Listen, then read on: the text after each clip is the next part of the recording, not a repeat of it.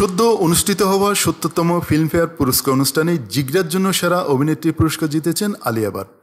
এই পুরস্কারের মধ্য দিয়ে নূতন ও কাজলের 5বারের জয় পেছনে ফেলে 6বারের সেরা অভিনেত্রীর খেতাব জিতলেন এই অভিনেত্রী। শুধু তাই নয়, এ নিয়ে টানা 3বার সেরা অভিনেত্রীর পুরস্কার পেলেন আলিয়া। তার এই পুরস্কার উস্কে দিয়ে শুরু হয়েছে নতুন বিতর্ক, অন্তর্জালে শুরু হয়েছে সমালোচনার ঝড়। কেউ কেউ বলছেন আলিয়ার পুরস্কার বলিউডের স্বজনপ্রীতি নিয়ে ধারণাকে আরও শক্ত করেছে।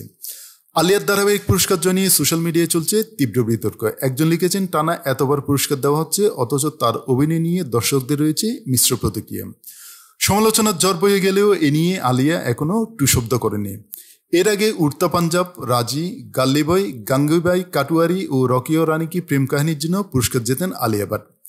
প্রসঙ্গত বাসনবালা পরিচালিত জিগরে সিনেমায় ভাইয়ের জন্য বোনের ভালোবাসার গল্প তুলে আনা হয়েছে।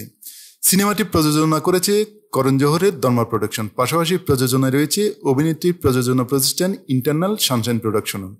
তবে মুক্তির পর ছবিটি সেভাবে দর্শক টানতে পারেনি, সমালোচকদের কাছেও পেয়েছিল মিশ্র প্রতিক্রিয়া।